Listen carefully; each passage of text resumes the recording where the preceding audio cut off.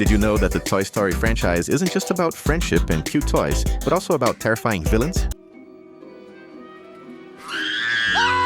Sid Phillips. To start off our list, we need to talk about someone our list. We need to talk about someone who really gives you the creeps, Sid Phillips. He's Andy's 11-year-old neighbor, and he is completely disturbing. While Andy lives out innocent adventures with his toys, Sid turns his bedroom into a laboratory of horrors. He doesn't play. He dismantles, rebuilds, mixes parts from different toys, plants explosives, and creates real plastic Frankenstein creatures. The toys in his room, or what's left of them, lie hiding in the shadows, completely silent and too broken to even ask for help. That is, until Woody decides to break the most sacred rule of their universe: never reveal themselves to humans, and he does it in the scariest way possible. In an almost macabre way, the toy cowboy, in order to save Buzz, says that toys don't like being blown up or smashed to pieces. Sid goes into shock and is completely traumatized. But at the end of the day, what was the fate of Toy Story's first villain? Well, years later in the franchise's third movie, we see Sid again as an adult, working as a garbage man. And that's not all. Many believe that the person who picks up Lotso at the end of Toy Story 3 is him once again, indicating that in a future movie, we might actually have a connection between two of the worst villains in the entire franchise: Lotso and Sid. In fact, he is exactly who we're going to talk about right now, Lotso. In 2010, Pixar decided to create the most disturbing villain in the Toy Story universe, and he smells like strawberries. We are talking about Lotso. He looks like a hug in the form of a teddy bear. Purple, fluffy, friendly, and he is the leader of Sunnyside Daycare. When Andy's toys arrive, Lotso comes across as someone amicable, but it's all just an act. Behind his sweet smile, he runs Sunnyside like a true tyrant. The newly arrived toys are sent straight to the dreaded caterpillar room, where toddlers test the meaning of the word play on hardcore mode, a battlefield of plastic and plush. Meanwhile, Lotso enjoys the comfort of the butterfly room with the older kids, where toys are treated with care. He created a system, a cycle of suffering, where the newbies pay the price. But he wasn't always this evil. During a family road trip, he and other toys were left behind under a tree. However, they made their way back home, braving miles of road, driven by hope, only to discover that his owner, Daisy, already had another identical teddy bear taking his place. At that very instant, he decided that love doesn't exist, that every toy will be discarded, and that every child, sooner or later, betrays you.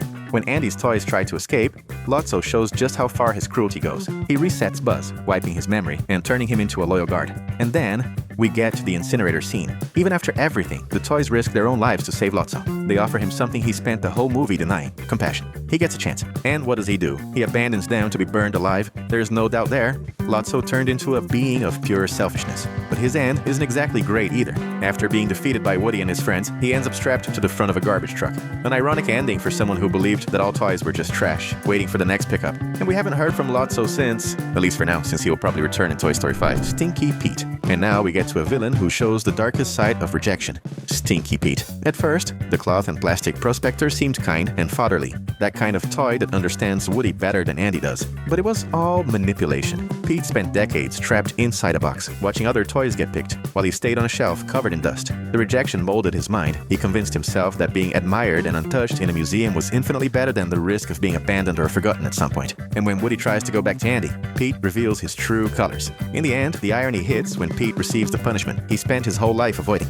He is found by a kid who plays with him aggressively, exposing him to the exact same kind of suffering and contempt he tried to avoid for decades: Gabby Gabby. In Toy Story 4, we meet a villain who doesn't look like a villain. We are talking about Gabby Gabby. She is a vintage 1950s doll who spent decades forgotten in an antique store, trapped behind a glass cabinet, watching families come and go, without ever being chosen. The problem? Her voice box came with a defect. In her head, this tiny flaw is the reason for everything. The broken piece that doomed her to abandonment. When she finds out that Woody has a working voice box of the exact same model from the exact same era, she sees her one and only chance right there. When she finally gets the voice box, she goes to Harmony, the little girl she had been observing for so long. This is the moment that's supposed to change everything. And then Harmony rejects her just the same. Woody doesn't abandon her. He helps her find another child, a lost little girl, crying, needing exactly what Gabby can offer. And for the very first time, she fulfills her purpose. She reveals that she was never evil. She was just lonely. This shows that not every villain wants to destroy something. Some just want to belong. If you're into movies, video games, and even animated shows from pop culture, then you definitely don't want to miss the chance to subscribe to the channel right now.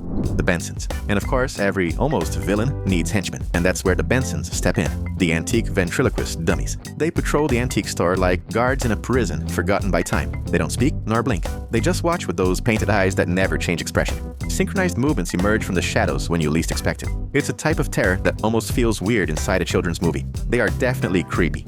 But here is the important detail. They have no ambition and no plan of their own. They exist to serve Gabby Gabby. They obey without questioning, act without hesitating, and execute her orders without mercy, showing up in perfect sync to carry out commands, block exits, and capture whoever is necessary. The Bensons represent the most unsettling kind of follower, the one who doesn't think, just follows orders. And that is exactly what makes them so terrifying, their silence. The Cleric. And it's not just in movies that the worst villains of the Toy Story franchise are found. In 2014, Pixar released a 22-minute Christmas short film called Toy Story That Time Forgot, where Bunny goes to her best friend Mason's house, and there Woody, Buzz, Trixie, Rex, and Angel Kitty are captured by the Battlesaurs, a group of dinosaur toys who truly believe they are warrior dinosaurs living for battle. Since Mason never played with them, and because of that, they don't know they are toys. The only one who knows the secret is the Cleric, who captures Woody and his friends so they won't reveal the truth to his lackeys, since he loves dominating everyone while Mason plays his video game. In the end, thanks to Trixie, Mason finally discovers his toys, and he and Bunny spend the rest of the day playing to the dismay of the dinosaur Cleric, and everyone is freed from his terrible reign, Zerg.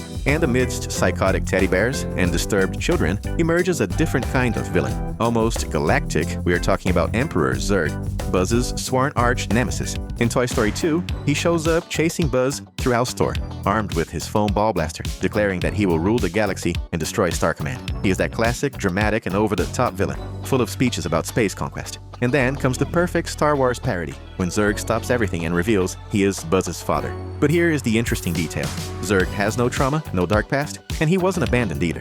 He is a villain because he was manufactured to be a villain, and he is just fulfilling his programming. And in the end, we don't see any galactic destruction. He winds up playing catch with another Buzz, living out an unlikely father and son moment right there. Zerg represents the battle of evil versus good as pure childhood imagination. A cosmic play put on to fuel adventures on the bedroom rug. He's just a toy doing exactly what he was built to do, lily pad. And then we get to the villain who has no face, but is everywhere, the lily pad. It's not a broken toy, it's a screen, a silent replacement. Digital adventures taking the place of toy boxes. Infinite playtime, but inside a glowing glass. The creators of Toy Story themselves described this idea as something treacherous, a representation of modern digital distractions. And director Andrew Stanton summarized it in an even more direct way. No one plays with toys like they used to. It's an impossible enemy to confront, and the tagline seems clear. The age of toys is over. All the previous villains wanted something specific like power, love, control, or revenge. But Lilypad just wants attention, and maybe that's why it's the realest of them all. Every child has one, and every toy is competing with one. From Sid Phillips to Lotso, fears have evolved. Cruelty, abandonment, corruption,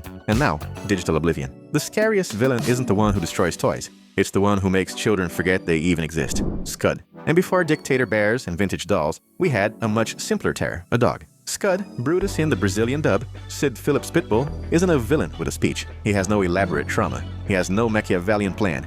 He is a predator. And that is what scares the toys the most. Scud doesn't pick on toys, he hunts them. He sniffs out plastic like a predator catches the scent of prey.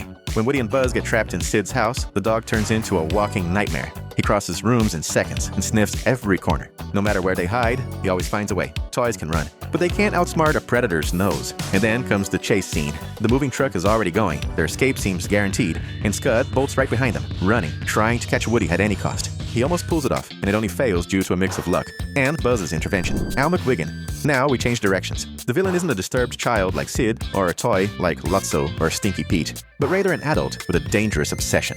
Al McWhiggin, also known as the Chicken Man, is a toy store owner and a greedy, unscrupulous collector. When he finds out that Woody is a rare item from the 1950s, he doesn't think twice. He steals the toy in broad daylight. The plan? Sell the entire collection to a Japanese museum for a fortune.